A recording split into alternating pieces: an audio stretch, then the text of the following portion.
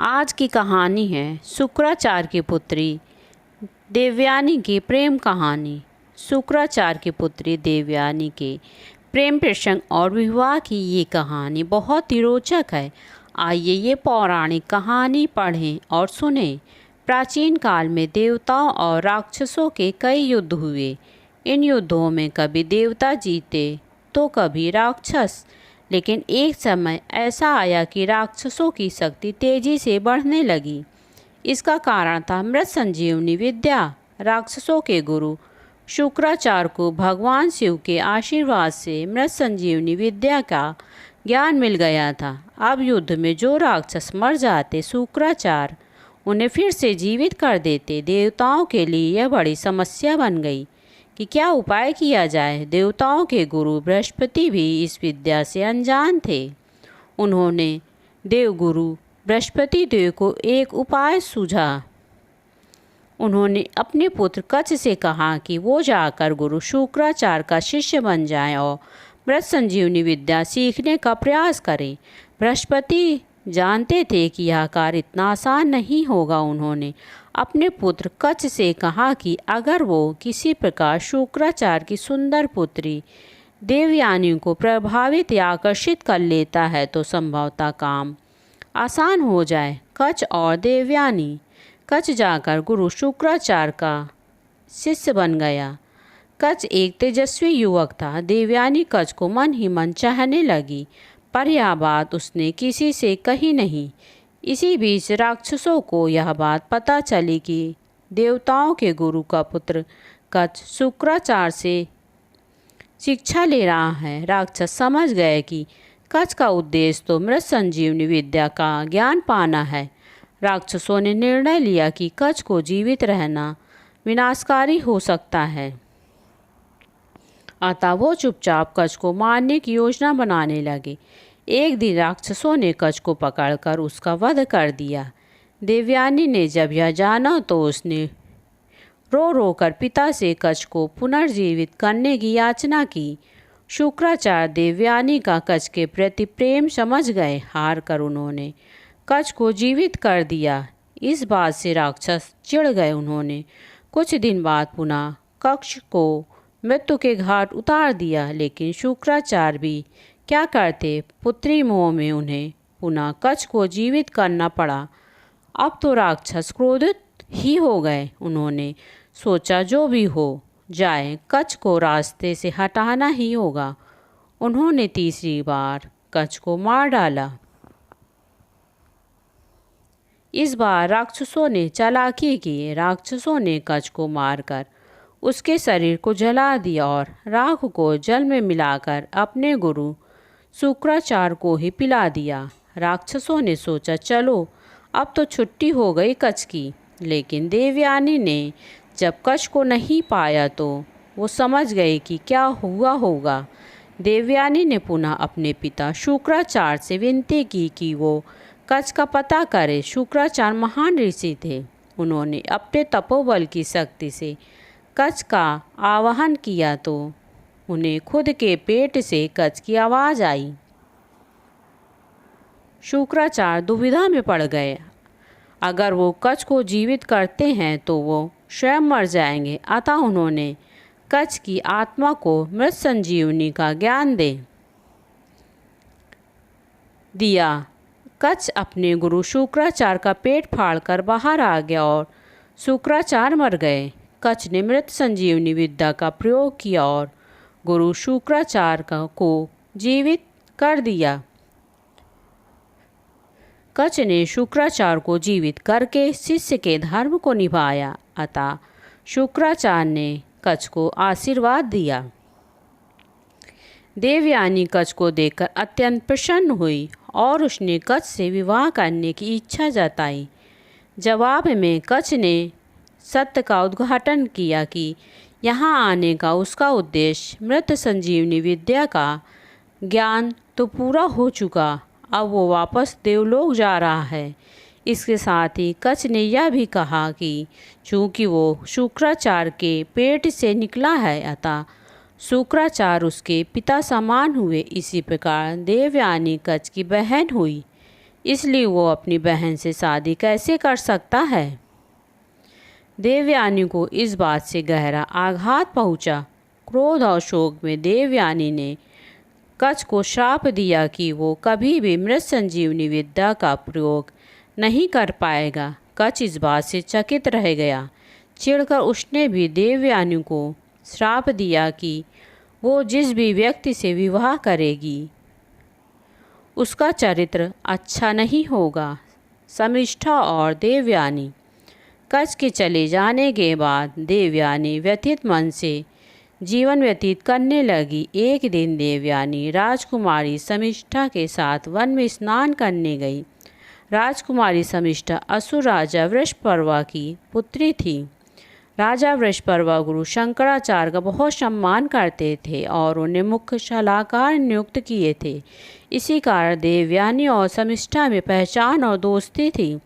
जब लड़कियां स्नान कर रही थी तो जोर की हवा चली, जिससे नदी के बाहर रखे उनके सूखे कपड़े इधर उधर बिखरने लगे।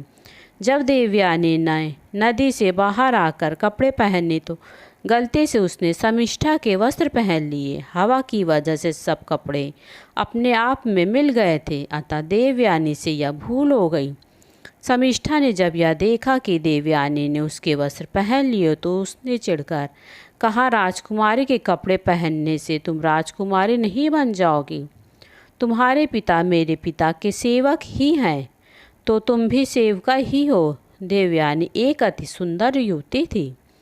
राजकुमारी के वस्त्र पहनने से उसकी सुंदरता और भी बढ़ गई थी। शमिष्ठा भी रूपवती थी, पर उसने देवयानी से स्त्री स्वभाववश जलन हुई। स्नान करके लौटते समय गुस्से और जलन से भरी शमिष्ठा ने देवयानी को एक सूखे कुएं में धकेल दिया और अपनी दासियों के साथ वापस नगर आ गई। कुआं बहुत गहरा नहीं था देवयानी बच तो गई, लेकिन वो उस कुएं से बाहर नहीं निकल पाई।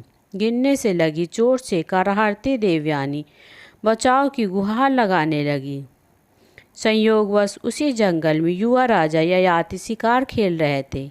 राजा ययाति महान प्रतापी राजा नहुस के पुत्र थे। जब ययाति कुएं के पास से गुजरे तो उन्होंने देवयानी की करुण पुकार सुनी। राजा ययाति ने देवयानी का हाथ पकड़कर कुएं से बाहर निकालकर उसकी प्राण की रक्षा की।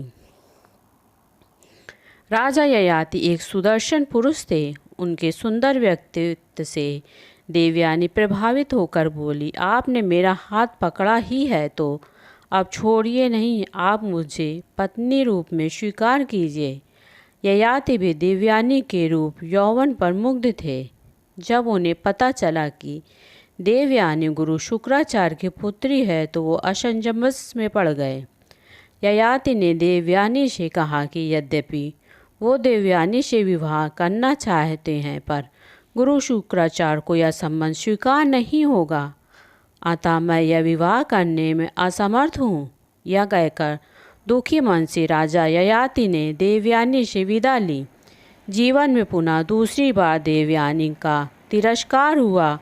अपमान दुख शोक के सागर में डूबी देवयानी वहीं कुएं के पास बैठकर रोने लगी।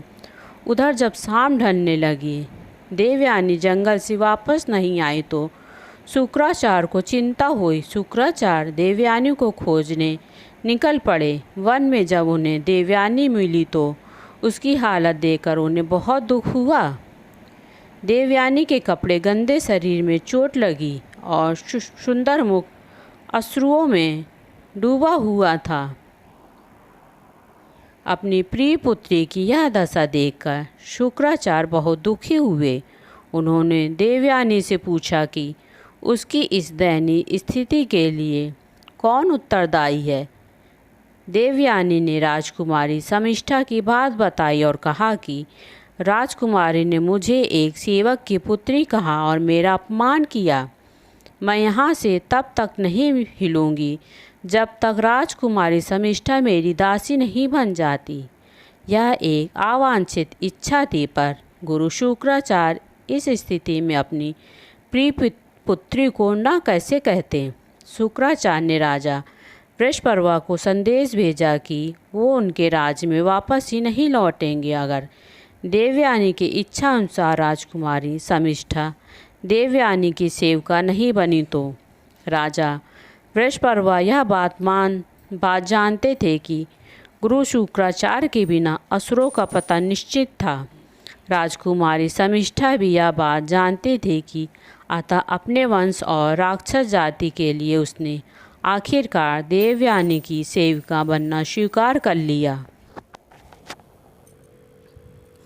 एक दिन शमिष्ठा अपने उद्यान में घूम रही थी कि उसका सामना उधर से गुजरते राजा ययाति से हो गया। कच्छ के श्राप का असर कहें या शमिष्ठा की सुंदरता का या विधि का खेल, राजा ययाति शमिष्ठा की सुंदरता पर मोहित हो गए। शमिष्ठा भी ययाति की ओर आकर्षित थी। शमिष्ठा ने ययाति से विनती की कि वो उसकी भावनाओं का सम्मान करते हुए उसके साथ विवाह कर लें। इच्छा तो राजा ययाति की भी थी, पर वह यह जानते थे कि अगर देवयानी को यह बात पता चली तो वह बहुत ही क्रोधित होगी। देवयानी को कष्ट हुआ तो गुरु शुक्राचार्य का रोष ययाति पर टूटेगा। शमिष्ठा ययाति से कहती है, राजधर्म के अनुसार यह बात जरा भी अनुचित नहीं है कि एक राजा और एक राजकुमारी से विवाह कर ले।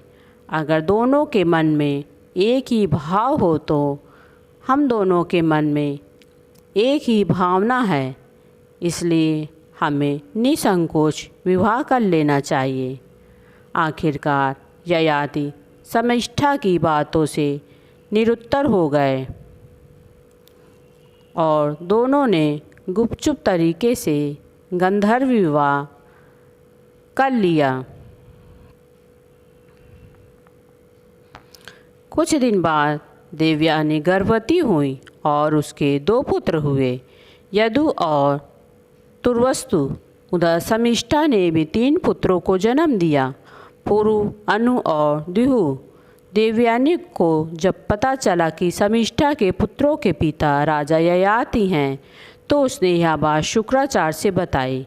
क्रोधित शुक्राचार्य ने राजा ययाति को श्राप दे दिया कि वो तुरंत ही एक वृद्ध पुरुष बन जाए। देवयानी ने जब देखा कि उसका युवा सुंदर पति अब एक कुरु बूढ़ा व्यक्ति हो गया है तो उसे बहुत कष्ट हुआ। देवयानी ने पिता शुक्राचार्य से विनती की कि वो अपना श्राप वापस ले ले। शुक्राचार्य बोले, मेरा श्राप तो वापस नहीं हो सकता। हाँ, अगर राजा ययाति को कोई पुत्र अपनी इच्छा से अपना यौवन ययाति को दे दे तो ययाति फिर से युवा हो जाएगा। भोग में डूबे राजा ययाति का मन यौवन के आनंद से भरा नहीं था। वो बड़े आत्मविश्वास से बड़े पुत्र यदु के पास गया और यौवन देने की बात कही। यदु ने ययाति को मना कर दिया। इसी प्रकार तुर्वस्तु, अनु, द्विहु ने भी ययाति का आग्रह ठुकरा दिया। अंत में ययाति ने सबसे छोटे पुत्र पुरु से याचना की। पुरु ने संघर्ष अपने पिता की बात मान ली और यौवन दे दिया। उसी पर ययाति पुनः युवा बन गए और पुरु एक वृद्ध व्यक्ति बन गया। ययाति ने आनंदपूर्वक 100 साल तक यौवन का उपभोग किया।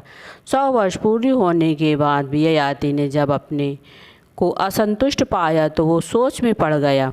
उसे समझ आया कि इच्छाओं का कोई अंत नहीं है। लाख मन की कर लो मगर फिर भी कोई नई इच्छा पैदा हो जाती है।